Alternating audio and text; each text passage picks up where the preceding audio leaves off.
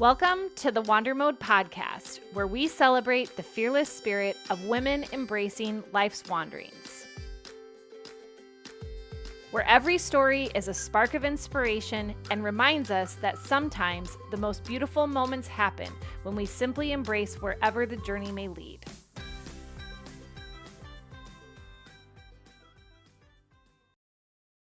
Each week, I have had the privilege of being able to chat with some really incredible women, and Rachel Phillips is no exception. We had some pretty incredible conversations about a lot of different topics, but perhaps my two favorite parts of our conversation tied to, one, navigating parenthood and the busyness that can come with it using our values, and making sure that we are keeping space for those family values like shared time together, dinner times, talking about our days, things of that nature. And we don't let the busyness consume us and take away from that connection time, that relationship building with those that are in our families. And then the second part was Rachel sharing her journey of overcoming breast cancer. I truly feel so lucky that Rachel was willing to come on and tell her story on this podcast, and I hope that you enjoy it as much as I do. Hi, Rachel. Thank you so much for being on the podcast today. And I know we chatted a little bit before we actually clicked record here, but just curious, where is your headspace coming into this podcast today? I like the question. I'm actually in a very peaceful space today. But I will say that that's because yesterday was not as peaceful and was so full that I put myself to bed, I think, at like 8:45 last night. You know, when you just know you're done and you need that good night's sleep. So this morning feels much more peaceful and I feel like myself again. So yes, you're catching me in a very good space just because I honored myself and I gave myself that rest. But I think as moms, we're always facing that, how much can I get done today? I mean, that's still in the back of my mind, but I think that's always there. Always working on that. I am so glad that you were able to get to bed early. Seriously, it is not often that we can get ourselves to bed early, especially when you're back into the craziness of the school year, which I know that you definitely are in that moment right now with your kids. This is the second week of school, and then I'm also the PE teacher at the kids' school, and that is a newer venture for me. And just on those days, on Tuesdays and Thursdays when I'm there, you know, I'm everything. I'm the coach, I'm the mom, I'm the PE teacher, I'm the dog walker, and it's just a lot on my plate. And I think the body, it needs to adjust to catch up to doing all those things because I purposely made my summer a total flowing summer. I mean, each of the kids were signed up for one camp all summer and we just lived in flow. And I think the body craves that. And I thought that it was such a gift to be able to give my kids. And we're back. I'm like, wow, I so appreciate those days. Oh, I love that for you. I am constantly hearing from friends of mine that have kids that are way older than my daughter that summers are so busy. And then there is no reprieve when they head back into the school year. And then it's the homework and the attempted family time and the sports. I mean, just all the things. Yes, especially during soccer season. It's this love-hate, beautiful thing that I love that they love soccer and my daughter's in dance and she started cross country and I love going to the games and I'm so proud of them. But at the same time, it just adds so much more to the plate. And then we have the contrast that once the end of October comes and then that's done, then it's back to calm again. So it's that constant season and honoring the season you're in. So that's exactly why, like last night I went to bed early. I'm like, I cannot keep pushing because that's one thing that I've learned with my journey is that when my body speaks to me, I listen, but you cannot keep pushing and pushing. Even if you did keep pushing, the body always finds a way to slow itself down, right? It always does, even if we don't listen. Even so, that must be really hard to navigate with multiple kids, all having demands on the family schedule. And I know that I stress about that. I only have one kid. So I'm curious, do you ever have moments where you think your kids are just in too much? It's not even that much. It's just times three, and it's never on the same nights. I mean, I have three kids, they're 12, 9, and 7. And so each of them are basically in one thing. But when you add it all up, and then it's just like, I believe in family time, cooking a meal from scratch. I believe in sitting and talking about our day and addressing our favorite parts of the day. And I like to sit and be present for their homework. And it's just, I think we live in a world where it's okay to be so super busy. And I fight that because I agree that I want my kids to be active and they get to explore and try all these new things to see what resonates with their bodies. But at the same time, I believe in downtime and I believe in family time and I believe in being bored and letting the kids just go play in the yard or just go play with their stuffed animals or just hang out with each other. I'm constantly battling, finding that balance, I think, in that way the world is, the way I want it to be, and finding that mix for our family. Oh, yes. The world has endless options for us to participate in, and you are totally right. It is up to us to choose where and when we're going to participate and what our priorities are as a family. Like right now, I only have my daughter in swim lessons because we live in Minnesota, you know, the land of 10,000 lakes. So, swim safety is definitely our number one priority. And outside of the pressure that I feel sometimes thinking that we need to sign her up for exposure to things and whatever, I mean, I guess I also would love to see her do some other things like skiing or maybe karate. But then in the same breath, I'm like, hold the phone. What impact will that have on us as a family? And then, in addition, if we're running around all the time and dabbling in all the things, are we ever really showing up fully and being present in what we're doing?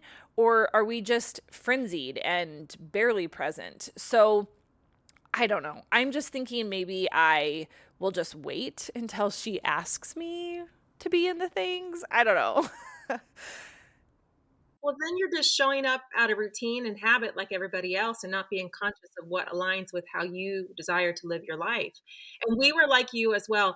I remember when my oldest was maybe 4, because I was like, oh, you're 4, let's sign you up for soccer. And then I realized he didn't want to be doing it. I was the mom out there carrying my other baby, like trying to help him do it because he didn't really want to do it. And I remember walking away one day and being like, wait, you never asked to do this. And yet I'm getting frustrated with you for not doing it. We're not going to do it anymore.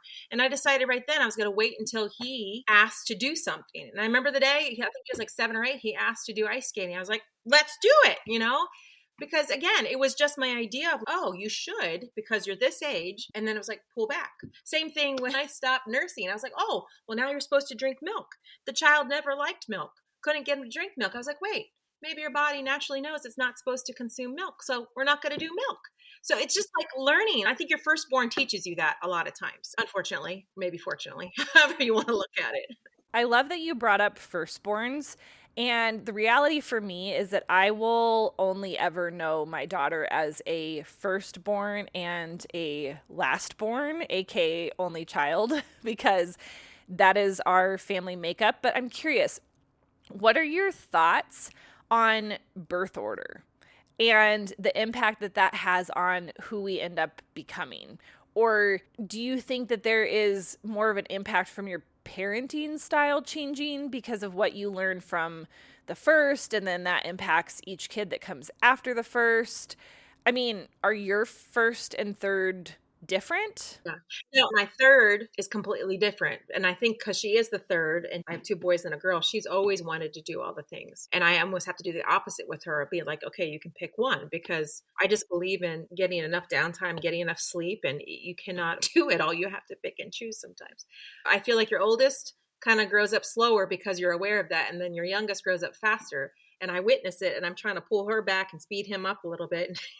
It's fun.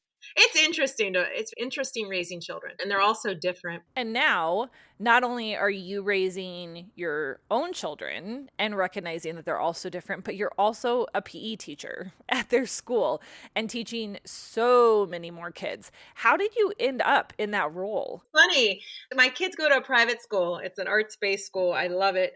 And the PE teacher like abruptly left last November. And one of my friends who has kids at the school texted me. She's like, "Have you ever thought about being a PE teacher?"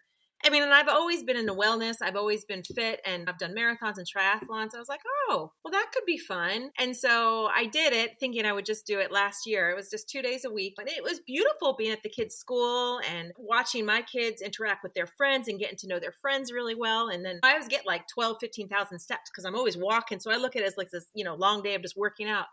But then the kids fell in love with me being the PE teacher. And so now I signed up to do it again this year. So we'll see. It's hard because they're like, oh, mommy, aren't you going to be it? And all their friends. And now I just know all the kids. And, being a teacher, you get connected with the kids. And I love it, but I do miss my days because it's always that balancing of I still have all the things I was already doing. Now you add more. So the thing that often is left out is the time for myself. And I think most women relate to that. Like when your cup is full, where does it come from? It comes from your time. So I'm just witnessing myself constantly in that. And that's where like going to sleep early last night came into play.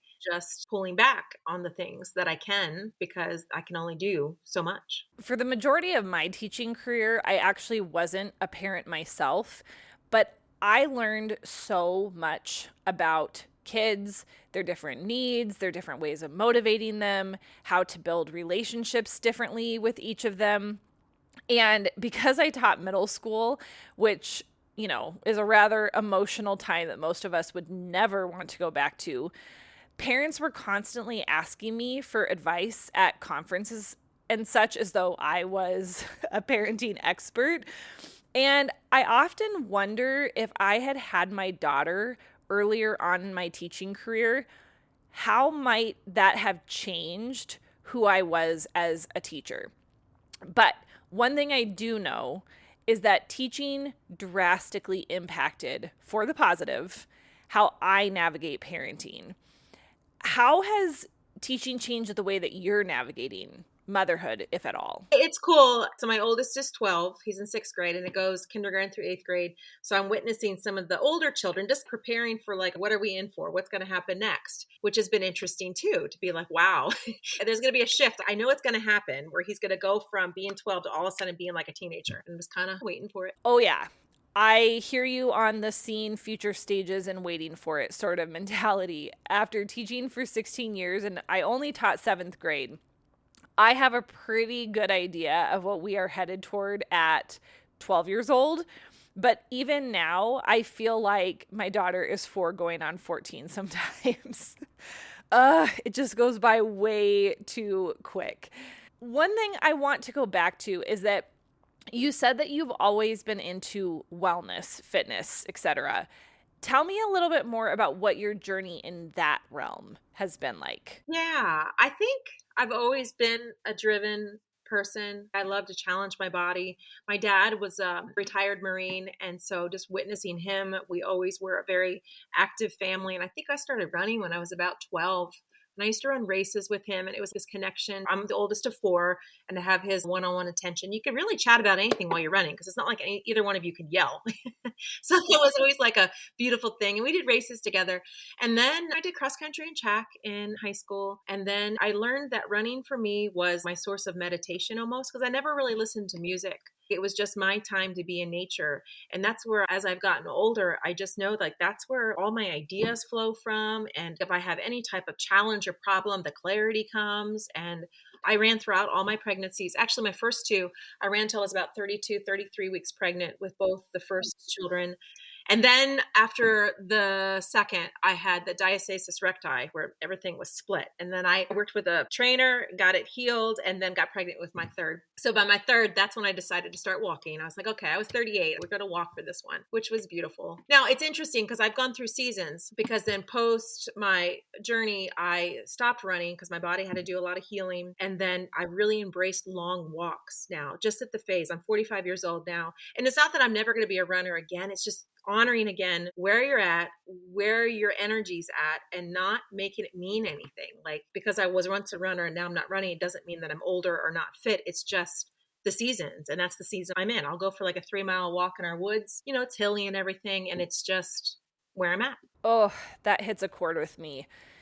Mostly because leaving the teaching profession behind for me was so incredibly hard. Like way, way harder than I had anticipated. And you saying, It doesn't mean that I'll never be a runner again. It's just not the season that I'm in, or where I'm at this moment that really hits home. And I really need to start reminding myself of that. Like, I am simply in a different season. And I actually heard a super beautiful phrase once about how important it is to honor all the women that we have been. That although we have left her behind in a variety of ways, we can still love her for what she contributed to our future. And it sort of sounds like you're already celebrating your past selves. Celebrating all those versions of yourself because they all played a part in who you're becoming. And at the same time, when I speak that, it gets me excited because I'm like, where am I going? And I have a bracelet I wear, and it was a quote like, don't look back, you're not going that way. Because I think so many of us are working to get back into the shape that we were, or back into the financial whatever, or we're looking to be who we were instead of where are we going? And there's seasons in your life where certain things resonate and where certain things don't. And like, you're not going to be the same person in all those seasons. So letting go of those versions of you, or the people that you surround yourself, or the habits that you had, so that you can actually connect with who you're creating. And every moment we're creating something new about ourselves. That just gets me excited when I speak about that. Now, one of the parts of who you once were is the you that had to battle and overcome cancer. And I know that you deeply desire to share about this to positively impact other people, other women.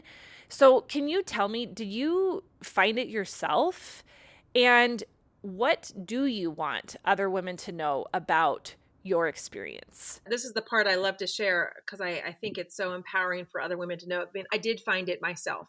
I was 41, and I want to say that I have been eating organic since before it was cool. My hair is natural. Even my nail polish I buy is organic, and my makeup is plant-based. My cleaning, I was very, very, very aware. And I breastfed all my babies total for over that 5-year mark, which is, supposed to help you prevent breast cancer.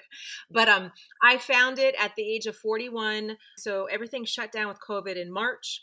I remember in June, just randomly, whatever, I sat down, I put all 3 kids to bed. I think my husband was working. My hand went to my right chest, and I felt I wasn't doing a self check. I just was divinely inspired, or whatever you want to call it. Angels were looking out for me, and I felt it. And I remember thinking, that's funny. Something's there. And I went to that night after my husband came home, and I was like, I think I felt something. And he's like, you should definitely get that checked out. And that was kind of like the push. I was like, okay. Because part of you is like, did I really? It's COVID, blah, blah, blah. But I happened to have a sitter at the time, which I'm very grateful for, because all these things lined up to make it easy for me to say, yes, I'm going to go get myself checked out. So I had a mammogram, and nothing showed up on the mammogram. And then I said, what about this? And then we did an ultrasound. The ultrasound from there, then we did a biopsy. From there, I got the call that, yes, it is cancer. And then I did an MRI, which you go in for this MRI because we were talking about just doing a lumpectomy. And I was like, okay, it's just a one thing. It's easy peasy. And then it turned out there was 2 more cancerous nodules in my right breast. That was a shocker. I went by myself for that MRI because you're just thinking everything's going to be fine. And that's when the game changed because there was more in there. And then your fear comes in about, okay, well, if there was 2 more in there that weren't found, what else is in there? And so I went for the double mastectomy, and then they found a 4th. All in my right breast. Now, my left breast was clear. I still am grateful and happy with my decision to remove it because I didn't want to live in fear of what else could be there. The good news was, I caught it super duper early. It was only stage 1. It had not spread. And it's so beautiful. And this is like when I share about my story, is that I had lost weight. I had gone on this really clean eating thing and had lost about 25 pounds. And the doctor definitely said that had I not lost that weight, I wouldn't have been able to feel it because it was super small. Like when you're in the throes of it, you're in COVID, cancer diagnosis, you're like, well, this is crap. But when I look back truly, and even when I was in it, it was all serving. Like the way it played out was just so beautiful. Like if you're going to go through cancer, this is the way to have gone through it. Like the day I found out that I had cancer, my mom had just flown in from Minnesota that day. And she was with me when I got the call because my husband was at work, and the doctor knew that I had 3 children and it was COVID time. So she just told me over the phone rather than bringing me in, so that my mom was there. The fact that like when I had a hematoma that happened towards my end of one of my last surgeries, my husband and I were in the car together. The kids were not around. My mom was home with the kids. So we were able to go to the emergency and the kids didn't have to witness anything. My husband had a job where he could have the flexibility to take care of me. My parents came in for every surgery from Minnesota to watch the kids. Because when you do that, you're not supposed to use your arms. At the time, they were only 7, 5, and 3. So they were pretty little. But I will say it was challenging. It's like running a marathon. It's like giving birth. You look back and you're so damn proud of yourself. But at the same time, you're like, how the hell did I do that? Like, really, how the hell? But when you're in the thick of it, you don't feel like you have any other choice. It's just, you just keep showing up. You just keep showing up. And my biggest power was that I immediately, even when I announced on social media that I had breast cancer, I spoke the words, I'm currently overcoming breast cancer. I believe in speaking the truth of what I desire. And I had to hold such big, deep, protective space when I would go to see doctors, because I was like, we're not going to talk negative. I mean, it's all positive speaking and holding that space. And I had so many nurses, especially, just compliment me, like how that was so refreshing, that it wasn't doom and gloom, that it was more like, okay, I've got this. I'm doing this. This is an opportunity, not the opportunity necessarily I would have signed up for, but I got so much out of it because I chose to see all the good in it.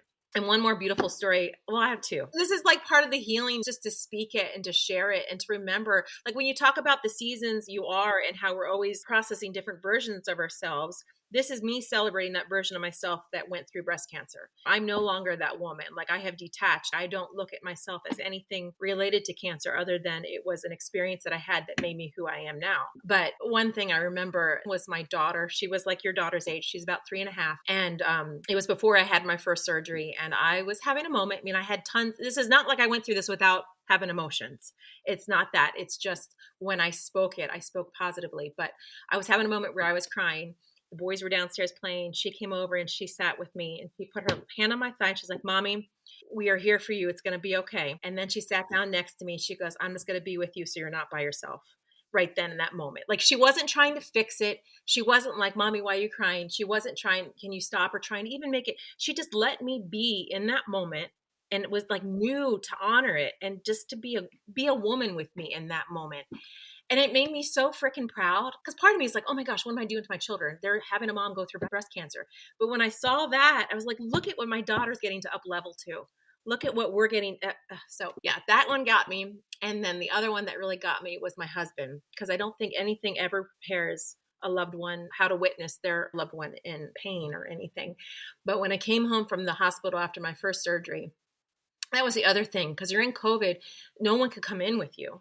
So I came home after 8 hours, 10-hour surgeries. I came home the same day because I didn't want to be at the hospital by myself. I did not want to be in that hospital away from my kids and away from my husband. So he would drop me off and then pick me up after each surgery. And you have to wait like 2 or 3 days to shower. And I told him, I was like, I'm not ready to look at myself yet. Like, I cannot look at myself. So he set up the bathroom and he had candles and just made it all beautiful and took down the mirror in the bathroom so that I did not have to see anything that I wasn't ready to see. And the whole time he was helping me shower, he just was like, you're beautiful, you're strong, you're amazing, you're healing. Like, he spoke all the things that I needed to hear in that moment. And I just remember thinking in that moment, I was like, I definitely married my soul partner. Like, if there was ever a question, this is it.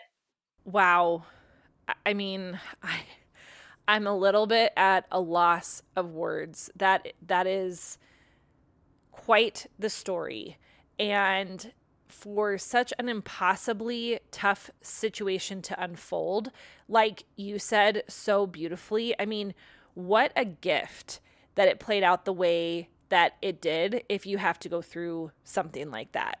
Prior to your diagnosis, were you always a quote unquote spiritually minded person, or aware of the impact on what we say or what we put out into the universe? Was that already a practice for you, or was that something that just was innate? It's probably a mixture of both. Like, I had worked with many coaches in my life. I mean, I've been a coach for many, many years, and I believe in working with coaches constantly. And the whole year prior to the diagnosis, I'd been working with a coach that I reflect back, and I believe that was divine timing as well, that I had become the person that could handle breast cancer with grace and power and the way I would want to. But also the part that comes into play when you're a mom that I got to work on in that moment that was brought to the forefront is that, yes, as moms, we want to protect, and our natural reaction is to go, okay, I want to protect my children. I want to protect my husband. But what I had to release in that moment is that I need to surrender to not be the strong one. And I need to be surrender to the idea that I'm going to need help. And that was what needed to change the most in my life, honestly. That the pressure I put on myself as a woman, as a mom, as an entrepreneur, as a wife, as all these things, it was the pressure that led and manifested the cancer. You know, we talk about toxins, and that is a whole nother topic, but our words and our pressures and the stress and society and demands, and I mean, that's a toxin in itself. And I believe that in that moment, that's what we had to in our household kind of adjust, is that mommy isn't always the superhuman who can do everything and hold anything. Not that I'm not capable, but in order for me to be healthy and to be the person I know I get to be, other people get to pick up more of that weight and balance it out a little bit more. Does that make sense? Yeah, no, that makes perfect sense. But still, holy moly, what a realization. And not just for you, but for your entire family too. I mean, ooh, that had to have been such a huge mindset shift to go from one person in the household being the superhuman and holding it all together to everyone carrying their weight and sometimes the weight of others too. When you mentioned that it was the stress that invited in the cancer, I thought that that was such a powerful statement, because isn't stress really just something that creeps up on us and then we sort of get knocked a little off kilter and then we realize, holy smokes, something has to change. It isn't even that our families necessarily ever asked us to carry and hold space for all that stress, but rather there is something innately in us as moms that we just carry it and we put the burden on ourselves. So I think I'm just really in awe of you, Rachel, one, for fighting cancer with such strength and hope, but also for how insightful you were to the fact that you needed help in the first place. And that if you were ever going to get better, it was time to get out of your own way, so to speak. It's just rewiring. It's society's idea of what a strong woman looks like. And I coach this all the time, is that we get to decide what strong looks like for us. And it changes, just like being able to run or walk or any of that. It's where you're at. And I believe that so many of us as women, like, we're squashing down so many emotions, or we're not allowing the emotions to serve us. Because one, how often do you cry and then you feel so much better? And two, I think there's so much clarity that comes when we allow the emotions to come forward. We're like disconnecting from like our power or our authentic self to like hear what she has to say when we don't allow those emotions. I will tell you one funny story too. Like, my 5-year-old little boy, it was like a week after my surgery when I'm flat, and I was walking down the hall, and he came walking down the hall, and he saw me, and I guess he could tell that I was flat. He's like, "Mommy, where are your nursers?" Because he knew I had nursed my daughter, and he had witnessed that, but he's like, "Where are they?" And like, I'm like, honey, the mommy had when she had the surgery. But it just kind of, it was like, but in that moment I was so grateful for the comic relief, because I just cracked up. We just both cracked up. I'm like, okay, thank you, honey. We needed to laugh. Oh, I love that story so much. And seriously, the innocence of kids, and truly, they really are the best medicine. At the same time, though, there had to be some tougher conversations just because kids don't think as much through filters, right? Like, they ask the tough questions, they make the hard observations that a lot of times, even as adults, we don't really want to make. So, was it tough to navigate that?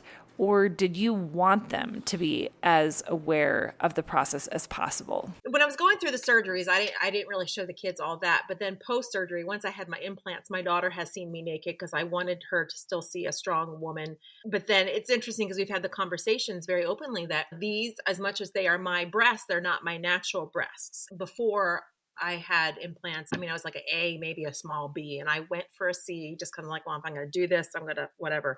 So I try to explain to her that I don't know what size you're going to be, and that these are not necessarily something that are natural. But she also knows, because I had all these complications, that my nipple actually comes from my inner thigh, because I had skin from my back made this breast, and like it was like patchwork. I'm like a patchwork woman here. And so she knows all that. And I'm like, that's beautiful. It's funny at the same time that we've had this conversation, but yeah. And it's just being raw and honest. And it was curiosity she had, and I answered, and she knows all the details. I think whether it is having serious conversations about cancer with our kids or answering their natural curiosity about things, I really do believe in the power of honesty with our kids. And obviously, there are age appropriate ways to discuss certain topics, but the closest that you can get to honesty, I think, is always best. I mean, they are trying to understand the world they live in, you know? And I think it would almost be confusing for them to have made up answers that aren't consistent. Even my kiddo at the age of 4 is asking some really big questions, and I always try to come back to how can I be as transparent as possible, but say it in a way that she understands. So I can greatly appreciate that your daughter was able to see you as not only this strong woman, but also one that doesn't shy away from the tough conversations, meaning that she will also come to you for those tough conversations in the future. At any point in time, did you ever feel like you didn't know or recognize your body, or maybe even like your body betrayed you because you were so healthy prior? It was very frustrating, and that's what makes me so passionate about speaking out about toxins and what we're putting on our body and the stress we're putting into ourselves. Because I'm like, if I could eat that way and be so aware, and yet it could happen to me, my goodness, it can happen to anybody. For me, it was more having to still be able to speak the words that I am healthy, even though I had cancer, to not let cancer take the identity of what I know to be true about myself. Because I still know the way I feed myself, the way I treat myself, the way I honor myself. And that is powerful and beautiful. But I also think it made me wake up to, okay, we can walk around and be like, I'm healthy, I'm healthy, I'm healthy. But I think there's levels to health. Like there's always levels to growth, to mindset, to energy. And so it was like, okay, what do I get to do to up level my health? And for me, it wasn't necessarily all the things that I was eating. It was more that just releasing that pressure and that stress I put on myself, you know? But I mean, it is such a shock factor with it.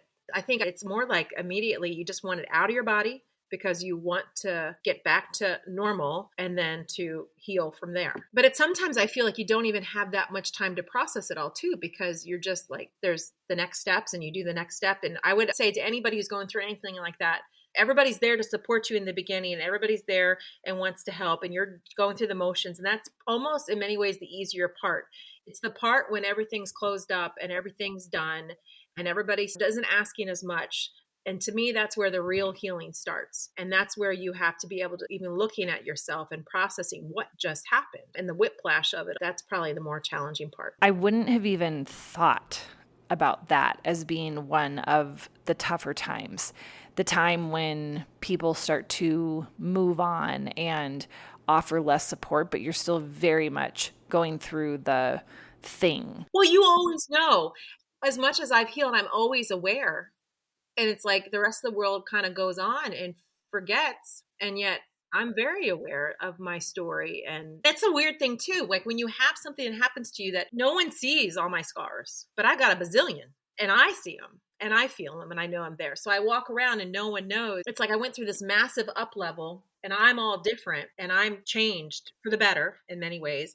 And yet everybody else is just stays the same and has no idea what you just went through or what you just did. Especially because during COVID, for me, people weren't coming around. People were afraid to come around. It was a very strange time. And it was interesting too, because as much as everybody else was scared of COVID, I mean, that was not even a thing on our radar, just because I'm like, when you're dealing with cancer, COVID is like not something I was necessarily worried about. That's where I taught my kids, and I still believe this, and I coach around this, and I've got trainings on this, of choosing love over fear. Because we're taught in this society, in this world, to fear. Don't do this and don't do that because this might happen, and don't do this. And we're taught to come at life out of fear of what we shouldn't do or can't do or don't, versus with love, what do you want to experience, and taking action on love and connecting with love and love of self. And so I told my kids during COVID and while I had cancer and everything, it was like, we're choosing love over fear. We still went out in public. We still did things. I'm not going to sit around the house and be like, oh my gosh, I have cancer. I can't go live life. So much truth in what it is that you are sharing. It is so easy to let life be dictated by fear. And I personally believe that some of it is generational, but some of it is also the information age that we live in. And we live afraid because we know or we have access to so much that goes on. And sometimes it is just terrifying. Like it's super hard to process. I think there's always something to be scared of if you choose to see it. I mean, everything you do, crossing the street, getting in your car, and it's just constantly choosing and connecting with that part of you. And like I tell my daughter, especially, the vibration of when you're nervous or scared is no different in the body than when you're excited. It's just what you tell yourself it means. So, like when they were nervous for the first day of school, I'm like, wait, what does that mean? And they're like, well, it could mean that I'm excited. I'm like, what if you chose to focus on that and just lean into that feeling? The way our mind works and the way we tell it, how it gets to function, like the words, it's so powerful. I think that's my biggest thing that I realized during my whole journey is like the words we speak and the energy I put out, trusting that that's the energy I'm going to get in. Like what I was speaking was basically telling other people how I want to be treated, powerfully with that positive energy. I like that you said the energy that I put out is the energy that I'm going to get back. And boy, if all you are ever doing is putting anxious energy into the world, if all you're ever doing is putting hate or disgust or envy out into the world, it will be what you get back more often than not. And I suppose that there are some out there that don't believe in the whole energy exchange thing.